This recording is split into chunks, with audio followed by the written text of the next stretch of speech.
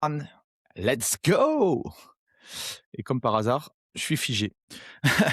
Allez, bonjour à tous, salut à toi Gary, bienvenue dans l'épisode et le podcast, le coach sportif indépendant. Toutes les semaines, on partage des choses qui nous sont arrivées avec Gary et des réflexions qu'on peut avoir avec les différents coachs qu'on peut rencontrer chaque semaine sur toutes les problématiques dont on parle depuis maintenant quelques semaines, quelques épisodes.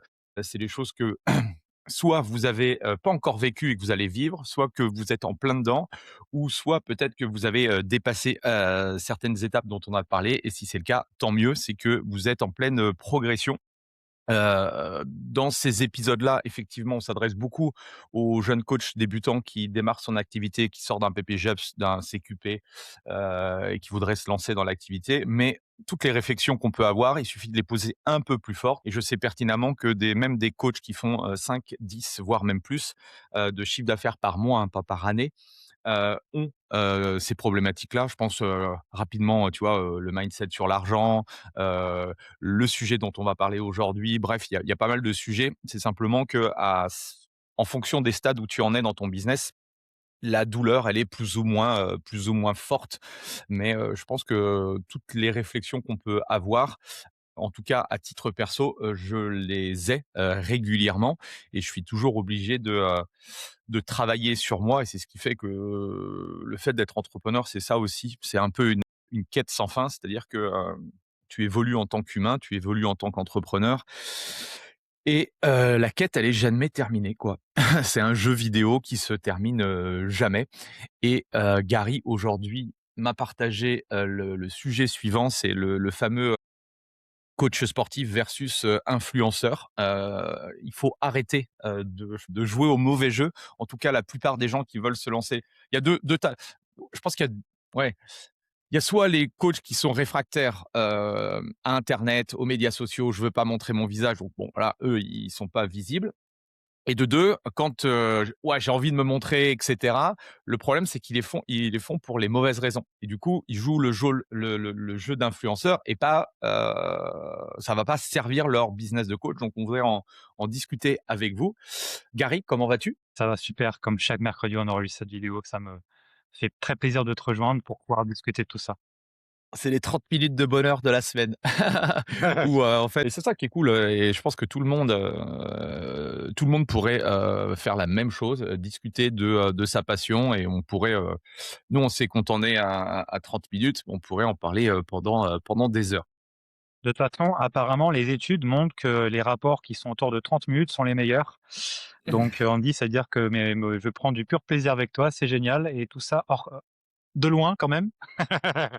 C'est un plaisir sans contact entre nous. Ouais, bah, tu sais, maintenant, on va bientôt se marier avec des IA, donc tu vois, on peut avoir peut-être un orgasme avec une IA aussi, hein, En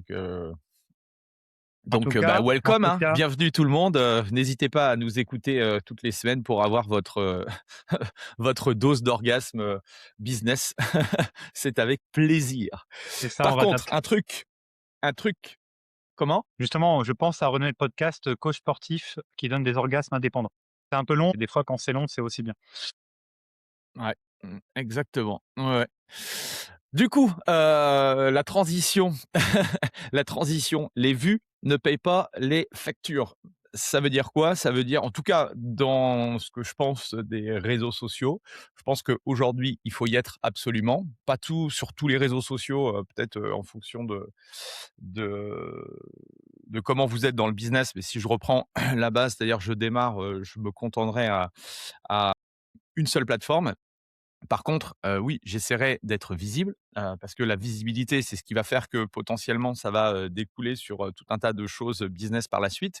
Mais surtout, je le ferai pour les bonnes choses, pas pour être influenceur, mais pour que ça serve mon business, d'accord?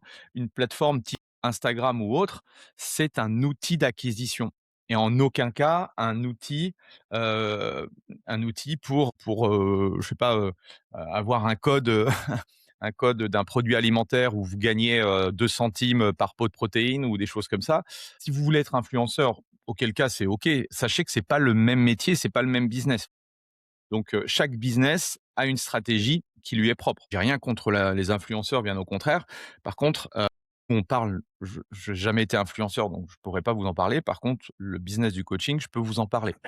Et c'est de ça dont on veut parler avec Gary, c'est de te libérer un peu de cette obsession, qu'ont les coachs à vouloir faire toujours, voilà, je fais une reels, une vidéo, je veux le plus de vues possible et cetera. Et en fait, je connais des coachs qui passent leur vie à regarder leurs statistiques, de leur, contenu et en fait, ça les rend fous, quoi. Parce que, autant, il y a des fois, ça peut fonctionner. Il peut y avoir beaucoup de personnes ou beaucoup de vues, beaucoup de commentaires et en fait, c'est pas les bonnes métriques à regarder, quoi. Je sais pas si tu veux rebondir à ça parce que, voilà, sinon Bah, ça va être un et monologue et surtout ça va pas être cool. surtout que dans le réseau social, bah, il y a réseau surtout. Moi, je dirais que par exemple, quand je débutant, au lieu de chercher à avoir des personnes dans l'autre côté de c'est pas d'où en ligne en fait, il faut devoir commencer dans la vraie vie et se constituer déjà un réseau. Déjà, tu vois, attaquer les personnes dans la vraie vie, IRL comme on dit, in real life. C'est d'abord ça la base, il faut commencer étape par étape. Si on n'arrive pas à avoir des gens en physique, en réel et parler de ce qu'on fait avec des gens, des vrais gens, bah, ça paraît compliqué. On veut mettre la charrue avant les bœufs, voilà, et souvent ce qu'un coach il fait quand il vient d'être diplômé, c'est qu'il va dans sa salle où il s'entraîne, il va se filmer en train de faire des exercices avec une musique un peu, c'est stylé du moment, qu'un fond en noir et blanc et en mode, tu vois, dark. Il pense que ce genre de contenu va intéresser les gens et en tout cas, va payer, ses factures ou quoi que ce soit. Il ne faut pas oublier que les meilleurs contenus qu'on fait, c'est ceux qui nous rapportent de l'argent et l'argent est totalement décorrélé des vues. À part si tu es influenceur, c'est pour ça que dans cet épisode, on va vraiment décorréler entre coach sportif et influenceur et que les vues ne payent pas, les factures. Surtout que les influenceurs s'adressent à un public le plus large possible. Leur objectif, eux, c'est de grossir leur audience au maximum. Nous, coachs sportifs sur les réseaux sociaux, c'est d'avoir un public, de qualité. Donc qualité, c'est l'inverse de la quantité. C'est d'avoir des personnes qui sont qualifiées, qui nous suivent et qui savent ce qu'on fait. C'est-à-dire qu'une fois qu'ils passent à l'action et ils prennent un appel avec nous ou un bilan santé en physique, bah, ils savent déjà quasiment, toute notre vie, j'ai envie de dire. Et là, il y a juste besoin de mettre la balle au fond et tu signes le coaching. Tu vois? Ça dans un monde idéal. Mais les coachs débutants, quand ils commencent, bah, vu qu'ils observent, ils sont très consommateurs de contenu sur les réseaux sociaux en tout genre, bah, ils pensent que c'est comme ça qu'il faut faire et moi, j'avais vu ce syndrome-là, c'est le syndrome du survivant. Ça te parle, le syndrome du survivant? Ouais, ouais, plus ou moins, je sais pas si on ouais, il y a plusieurs noms là-dessus, mais ouais. Donc syndrome du survivant, c'est en fait, la personne les personnes ne voient que, l'influenceur qui a réussi ou le coach suprême qui a réussi, mais elles ne voient pas tous les cadavres empilés qui ont eux, les coachs n'ont pas réussi, qui fait que le dernier mec qui reste, bah, c'est lui, tu vois? Et pour arriver à ce niveau-là, il faut vraiment beaucoup, bah, de qualité, il faut beaucoup de travail, faut être soi-même aussi et les gens et les coachs notamment quand ils se filment, bah, ils ont beaucoup de mal à être eux-mêmes. Ils ont tendance à chercher leurs mots, ils ont tendance à être le plus lisse possible alors que tu dois être, pour moi, l'inverse du lisse parce que si tu es lisse, c'est-à-dire que tu es comme tout le monde et suivre quelqu'un qui est comme tout le monde, ça ne marche pas. Tu vois? Le marketing à la François Hollande, ça ne marche pas, en tout cas pas dans cette année 2026. Ouais et surtout, c'est que quand on a un business, il faut s'intéresser au marketing et en fait, toutes les stars en marketing ont détourné les réseaux sociaux parce que à la base, enfin Instagram, TikTok, c'est pas des outils pour faire du business. Comme l'a dit Gary, c'est des outils pour, connecter. À la base, c'était, ami à ami ou autre et en fait, c'est les marketeurs qui ont, détourné, les outils pour en faire un outil d'acquisition. C'est pour ça que sur toutes les plateformes, tu vois les vues, tu vois les abonnés, tu vois les likes, donc ça, c'est de la dopamine et c'est pour l'humain. Mais en aucun cas, tu vois, j'aimerais bien plutôt, qu'Instagram me dise, «OK, par rapport à toutes les personnes qui se sont abonnées, ces abonnés-là correspondent réellement à ta cible client. J'ai dégagé tous les autres, ils sont plus, abonnés à ton compte parce que, c'est pas les bonnes personnes pour toi. Ça serait top, mais en fait, c'est pas fondamentalement Instagram n'a pas été créé pour ça. Donc en aucun cas, tous les KPI, c'est-à-dire les indicateurs clés de performance pour un business, n'y sont pas forcément et voilà. Donc on est plus dans le oui, dans le côté, m'as-tu vu, influenceur que réellement est-ce que ça m'apporte, est-ce que c'est un outil qui m'apporte quelque chose au niveau business? Donc faites attention à ça. Et justement, ce qu'il faut comprendre, il faut déjà, comme tu disais, avoir un seul réseau social. Parce que comme ça, on connaît l'algorithme, on fait celui qui nous fait plaisir, celui qu'on aime, poster, celui qu'on comprend et surtout, bah, celui où notre public cible notre avatar client est présent. Si, bon, ça reste, des grandes lignes, mais si tu veux toucher des très jeunes, clients, genre moins de 20 ans, bah, si tu vas sur LinkedIn, ça peut être compliqué. Par contre, si tu vas sur TikTok, bon, bah, c'est déjà plus pertinent. Voilà, c'est un exemple, qu'il faut pas suivre évidemment, mais tu vois, faut déjà avoir de la donnée avant de faire n'importe quoi, et surtout si tu comptes poster sur les réseaux sociaux, bah, déjà ton énergie va se répandre pas de la bonne façon, et les codes sont différents, suivant les réseaux sociaux. Et par exemple, faut pas oublier, là tu parlais de dopamine, tu parlais de statistiques parce que c'était les marketeurs qui ont, fait un système d'acquisition, les réseaux sociaux. Donc, à beaucoup les likes, donc ça provoque en nous des shots de dopamine, des shots d'hormones de la récompense en tout cas. Et ça, c'est un piège qui peut se refermer beaucoup sur nous. Sur YouTube d'ailleurs, dans les statistiques YouTube, on peut même voir ta dernière vidéo postée, combien elle est positionnée sur tes 10 dernières vidéos. Est-ce qu'elle a fait 1 sur 10 et elle a fait 5 sur 10. Donc ça peut littéralement te faire avoir des cheveux blancs. Et aussi, il faut comprendre que sur les réseaux sociaux, c'est pas la même valeur. C'est ça que je veux vraiment appuyer dessus. C'est-à-dire que sur TikTok notamment, sur TikTok, une vidéo que tu aurais postée sur Instagram, bah, sur TikTok, elle va faire fois 2, fois 3, 10 peut-être, parce que c'est vraiment le réseau social où tu peux avoir le plus de viralité, où un inconnu peut être connu, peut devenir connu le plus rapidement possible, mais sans qu'on le connaisse ou sans qu'on se rappelle de son prénom. OK? Instagram, ça sera un peu moins de vues déjà, mais ça va être pas mal. Tu peux faire une vidéo un peu lambda, elle va faire 3 000-4 000 vues ou plus. Parce que les Instagram, les réseaux sociaux ont compris que plus ça faisait de vues, plus ça te faisait du bien à l'ego. Donc plus tu vas avoir envie de poster encore et encore, et c'est comme ça que les réseaux sociaux se nourrissent. YouTube, encore autre chose. Il y a une barrière à l'entrée qui, au final, n'est pas, parce que tu peux faire très bien une vidéo moche, tant que le fond et tout ce que tu dis est intéressant, il y aura ton public. Il y aura peut-être moins de vues que si tu faisais le pitre ou n'importe quoi. Par contre, ça sera du monde qui sera qualifié. Ta vidéo va se référencer sur Google et on va te trouver comme ça sur des vraies problématiques que les gens ont. Donc, par exemple, si tu fais une vidéo YouTube où tu fais 100 vues, parce que si tu lances ta première vidéo, elle fera 100 vues et encore. 100 vues, ça vaut quoi? Ça vaut 10 000 pour moi sur Insta, et 100 vues YouTube, ça vaut 100 000 sur TikTok. Tu vois, c'est ce genre de choses-là. Si Andy, ou moi, on te dévoile, combien nos chaînes YouTube respectives, on a fait d'argent, et pas avec le programme partenaire, de YouTube, hein. Je pense pas que toi tu sois, moi je suis pas en tout cas aucune des chaînes, je suis j'ai les plafonds YouTube. Toi tu es Sur une, oui, mais sur mes chaînes business, aucunement, quoi. c'est ça. Partant, on a fait, moi je suis sûr pour toi et je suis sûr pour moi, on a fait beaucoup plus d'argent que si on l'avait été, Bien sûr, bien sûr. Mais et là, ça typiquement, c'est ce qu'on fait tous les 2, on a créé une chaîne spécifique, sur YouTube et puis sur comment? Épisodes de podcast, donc on va dire Spotify et Apple Podcasts, peut-être les 3 cumulés, je sais même pas si on a, je sais pas si on a 100 vues par épisode. J'en sais rien, c'est même pas. Mais en fait, ce qu'il faut se remettre à l'échelle, c'est que, allez, si on veut dire qu'il y a une centaine de personnes, c'est 100 coachs par semaine qui écoutent notre contenu. C'est extrêmement puissant, en fait. C'est comme on s'est détourné des gens qui font, 1 000 000, enfin, des trucs, délirants, on se dit que sans épisodes, 100 personnes, c'est zéro. Si, toutes les semaines, c'est comme si on parlait avec 100 100 coachs sportifs qui étaient devant nous, quoi. Et là, tu te remets à l'échelle, le truc, quoi. C'est juste, même si ils reviennent sans doute, semaine après semaine, certains reviennent, mais c'est hallucinant, et c'est comme ça, en fait, qu'il faut réellement réfléchir, quoi. et c'est ça. Je te dis que 100 coachs, en tout cas 100 personnes dans une pièce, c'est une très bonne pièce, hein. Et on se rend pas compte, hein, comme ça, quand on est en ligne. Et là, par exemple, dans la pièce où je suis, dans le Basic Fit, où je suis, actuellement, il y a pas 100 personnes qui viennent dans la pièce. Il faut de la place, hein. On se rend pas compte, hein, tant qu'on n'a pas compris ça. Et au-delà de ça, un influenceur, il va avoir très peu de marge de manœuvre pour vendre un produit ou un service high ticket, donc qui coûte plusieurs centaines, voire milliers d'euros. Alors que quand tu as une audience qualifiée, comme nous, qui est restreinte, c'est plus facile de vendre un produit spécifique, donc un peu plus high ticket. C'est aussi ça qu'il faut comprendre. Soit tu fais comme Squeezie, tu vends des canettes de Ciao Kombucha à 1,50 €, aller à 3 € la bouteille, soit tu vends un accompagnement pour devenir organiste avec le coaching à plus de 1 000 €.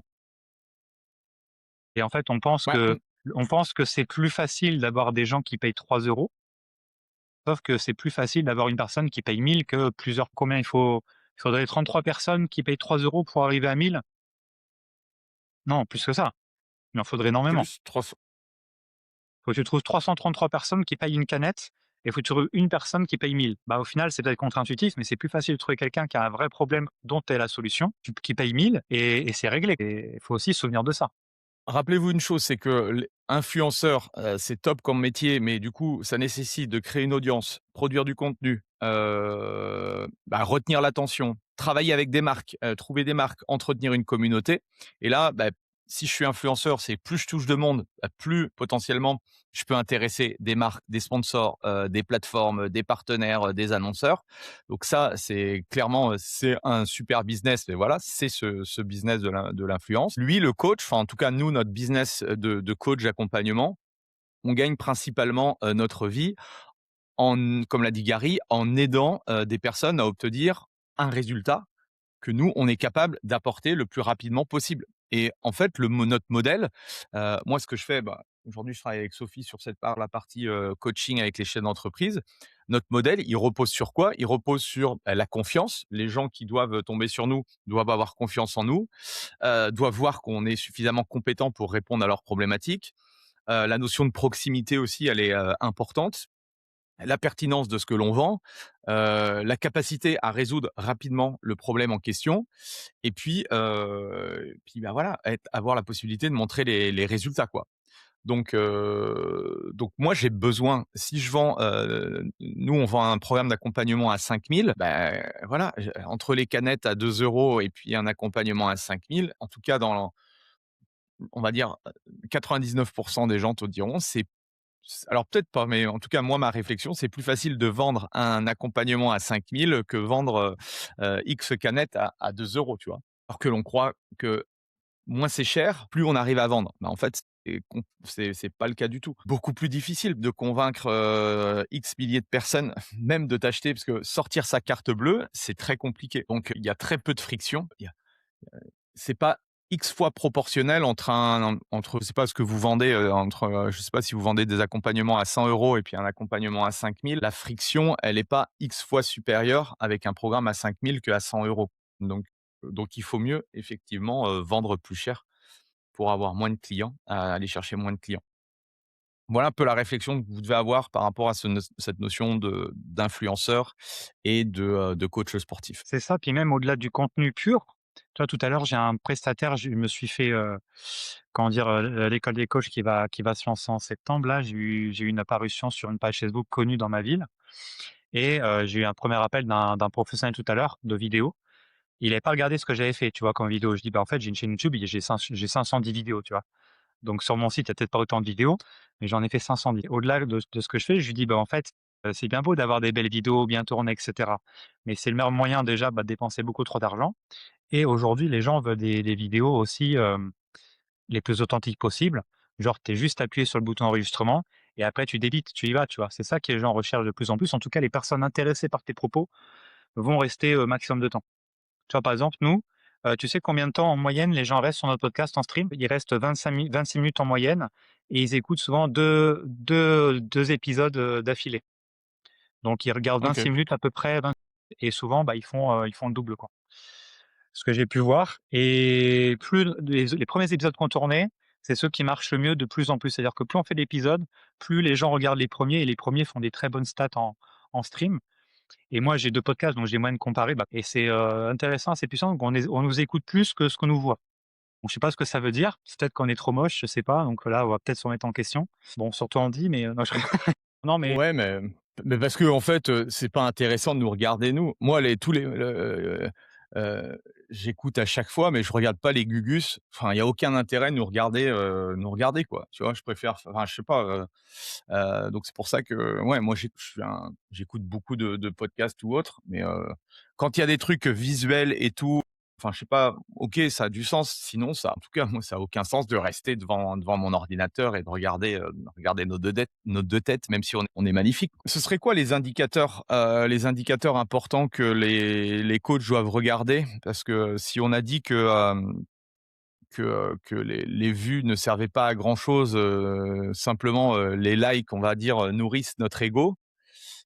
Qu'est-ce qu'on doit regarder quand on est coach alors, comme type de métrique selon toi? oui, c'est vrai que c'est de la vanity metrics, hein, souvent de regarder que les vues et ça t'emmène à rien. Moi, comme je dis, hein, la meilleure vidéo, que tu vas poster, donc déjà, il faut réfléchir plutôt en vidéo qu'autre chose et puis les 1ères métriques qu'il faut regarder, c'est, combien de personnes t'as touché, le reach global. Enfin, cette vidéo, t'as touché de personnes. augmenter ce reach parce que plus tu vas augmenter le haut du tunnel, la masse que tu touches, plus ça va se refermer. Et au-delà de ça, ça va être le nombre de bilans, le nombre d'appels que tu as et surtout l'argent que ça te génère. Et surtout, ne pas se prendre la tête. Le message que j'ai envie de porter dans cet épisode, c'est ne pas se prendre la tête. Les coachs, ils se prennent beaucoup trop la tête. Il faut que la vidéo soit belle, soit parfaite, tous les angles. Et au final, ils veulent tellement complexifier la chose qu'au final, ils ne font rien, ils ne font pas. Et quand ils se lancent, ça dure le temps de 3 vidéos. Ça dure le temps de aller 8 semaines à tout casser, même pas, et c'est fini. Donc en fait, le concept de vidéo moche, il faut vraiment, voilà, tu appuies sur enregistrement, tu parles, tu y vas. Améliore au fur et à mesure, hein, c'est en forgeant qu'on devient forgeron et c'est comme ça que tu vas faire meilleur contenu. Tous les influenceurs que vous voyez, n'importe qui sur les réseaux, tu regardes la première vidéo qu'ils ont lancée et la dernière qui a été mise en ligne, ça n'a rien à voir. D'ailleurs, des fois, ils en font du contenu pour rigoler d'eux-mêmes, dans le futur. Donc c'est ça les métriques, il faut regarder combien de bilans ça m'a rapporté, combien d'appels, combien d'interactions ça m'a apporté et surtout après, bah, faut pouvoir, amener ces personnes qui te regardent dans un tunnel, dans un WhatsApp, par exemple, ça marche bien parce que ça demande aucun effort et dans un tunnel précis pour que ça qualifie les personnes au fur et à mesure pour arriver en face à face et pour, concrétiser avec eux. Après, par exemple, YouTube, bah, ça prend beaucoup de temps, donc il faut aussi être prêt à faire du contenu régulièrement. C'est à la portée de tous, hein. Mais Faut juste tout y tout, croire. tout prend du temps, que ce soit Instagram ou autre, voilà, tout n'est pas immédiat. Même si tu es, tu vois, je le vois pour des, tu vois, dans les masterminds là, j'ai des mecs, ils font, énormément d'argent sur un des business et quand ils se lancent sur un autre business et ils redémarrent de zéro avec une chaîne YouTube ou un compte Insta, c'est très, très enfin, c'est très long, quoi, tu vois? Toi, tu peux, liker, tu peux, pousser un petit peu au début, pour créer justement l'engagement et cetera. Mais, voilà, même une personne qui a les codes, même une personne qui sait bien parler, qui sait bien s'exprimer, elle va pas tout de suite, exploser et avoir des choses qui fonctionnent directement. Heu, le jeu de la création de contenu et de la personal brand sur un business, ça, c'est un travail en fait qui va se faire tout au long de la vie, de l'entrepreneur. Donc le fait de se dire en 90 jours, je passe de de 0 sur Insta à je sais pas X milliers d'abonnés, ça tu peux, mais je pense que c'est plus, de l'ordre de l'exception que, la règle. En fait, quand tu pars sur ce côté: «Je vais créer du contenu», tu pars non pas, pour arriver à une quête, un objectif précis. Tu le fais parce que, tu veux que certaines personnes tombent sur toi, qui soient, en adéquation avec ton message, avec, les problèmes qu'ils ont à résoudre ou les objectifs qu'ils veulent atteindre et toi, en fait, tu es le messager qui va faire le lien entre leurs problématiques, leurs objectifs et la solution, quoi. Parce que toi, tu as la carte magique qui va leur permettre d'atteindre cette solution. Non, c'est ça, faut que plus de coachs soient sur YouTube et ils voient ça comme un actif long terme, comme si tu mettais de l'argent, du temps dans une entreprise qui verse des dividendes et en fait, plus tu vas accroître l'en plus tu vas faire de vidéos, plus l'entreprise va croître, surtout que chaque vidéo est une porte d'entrée sur ta chaîne, c'est comme ça qu'il faut le voir et il faut vraiment se projeter sur un an de contenu, au moins une fois par semaine sur YouTube pour pouvoir que ça fasse un actif. Moi, si je vais au Fitex, parce qu'on a fait un épisode sur le Fitex il y a quelques semaines, bah, moi le Fitex, ça me sert aussi de voir à quel niveau de notoriété je suis parce que je rencontre des coachs, que je connais pas souvent et ça permet d'un peu de jauger, mon niveau de popularité, sur le moment, tu vois? Parce que c'est que là où tu vois les gens en physique aujourd'hui, donc ça permet de ça, tu vois? Et YouTube, ça va permettre d'étayer ton propos, faire des vidéos plus longues. Les gens vont se souvenir de toi réellement, tu as plus un effet, «star» entre guillemets, que n'importe quel réseau social. Tu as beaucoup plus que TikTok parce qu'on se souviendra pas on se souviendra de ce que tu as fait, mais pas qui tu es. Instagram, ça va être un peu mieux, mais moyen. Par contre, YouTube, bah, ça rapporte plus d'argent sur le long terme et surtout on te reconnaît. Donc à partir de là, ça t'ouvre d'autres opportunités que tu aurais pas eues sur les autres. Et surtout, ça te rend déjà beaucoup plus intelligent d'être sur YouTube. Toi, c'est aussi simple que ça.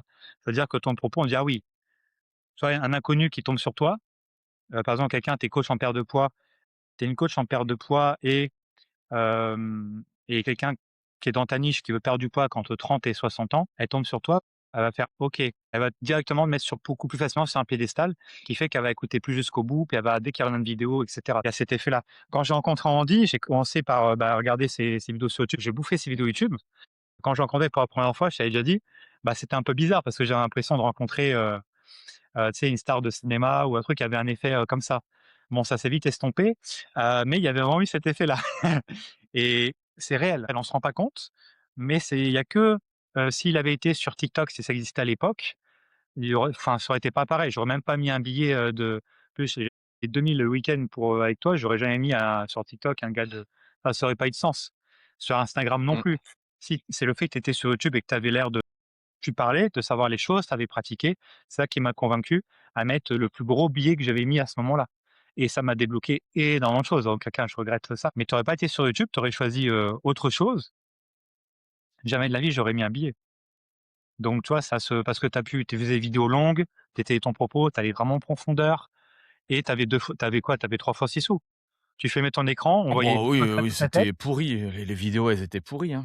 Des fois, on avait Moi, l'impression que c'était j'ai ta toujours été webcam. partisan, j'ai toujours été partisan de le fond avant la forme, heu Heu, et voilà, parce que, bah, j'ai pas, comme j'ai plusieurs, entreprises aujourd'hui, enfin, j'ai pas le temps de mettre mon énergie et je vois, hein, les choses que je pourrais améliorer et cetera. Mais en fait, voilà, moi, je pars du principe que, voilà, ce qu'on partage avec Gary, par exemple, bah, vous voyez que, vous voyez le vécu, vous voyez tout un tas de choses et pourtant, voilà, c'est pas une vidéo à la Spielberg, quoi. Il y a pas d'effets spéciaux, il y a rien, quoi. Moi, le Gary, à la fin de notre podcast, et je récupère le transcript. Hop, maintenant j'essaye de faire, allez, grâce à l'IA, les vignettes YouTube et puis, je lui envoie et lui il encode. Donc, ça nous prend pas énormément de temps, tu vois?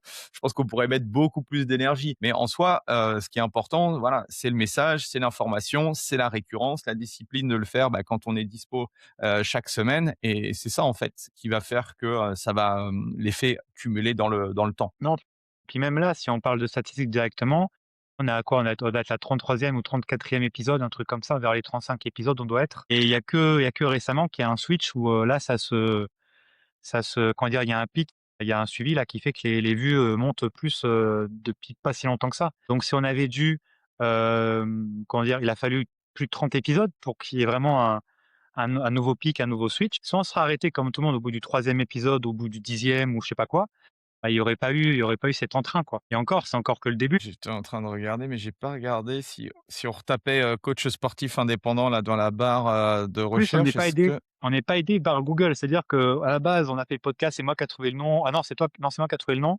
J'ai fait un business plan avec Andy, j'ai envoyé à Andy, je fais: «Regarde, c'est le mot qui va être trop bien tapé», tout ça. En fait, c'est invisible. C'est-à-dire que si on arrive à se loguer, ouais, on n'y est pas à encore, hein, s'indexer, on n'y est pas encore, coach sportif. Ah ouais, si, on est tout en bas, avec la vignette, d'argent là, avec nos colliers en or. Pour les riches, tu vois? Mais bon, il y a 1, 2, 3, 4, 5, 6, 11, 12, 13. Moi, j'ai treize vidéos avant, coach sportif indépendant et que j'ai tapé pourtant coach sportif indépendant, le nom de la chaîne, quoi, c'est pour te dire. Donc oui, c'est pas grave. En tout cas, moi, je ne stresse pas, tous les soirs, parce que j'ai pas, à 17 000 vues sur les vidéos. Ça, je et m'en puis contrefiche. et puis entre nous, justement, si on a 17 000 vues, c'est-à-dire qu'on est rentré dans le mainstream et c'est pas bon non plus. Sans il y aura des premiers haters, des premières personnes critiques qui sont hors domaine. Et il y a pas, 17 000 coachs, qui regardent, YouTube et qui tournent tourner sur nous. C'est impossible. Ça n'arrivera même probablement jamais. Mmh mh. Donc ça n'a pas de sens. Du coup, si pour resynthétiser un peu, ce qu'a partagé Gary est hyper important. Regardez, quelle que soit la plateforme que vous utilisez, est-ce que les visites qualifiées sur mon profil, donc si vous cherchez, je sais pas, des personnes qui veulent, préparer un IROX, bah, voilà, vous pouvez aller, sur le compte de la personne, enfin voilà, essayer de voir si la personne elle est en adéquation, parce que moi si je suis spécialiste d'IROX et je vends des programmes d'accompagnement pour, permettre à monsieur et madame tout le monde ou à un certain type de profil de personnes de passer en dessous des 1 heure par exemple en IROX, est-ce que les personnes qui vont atterrir sur mon compte, peut-être s'abonner sur mon compte, intéressent à l'IROX? Sinon, bah, il y a pas d'intérêt de garder ce profil-là.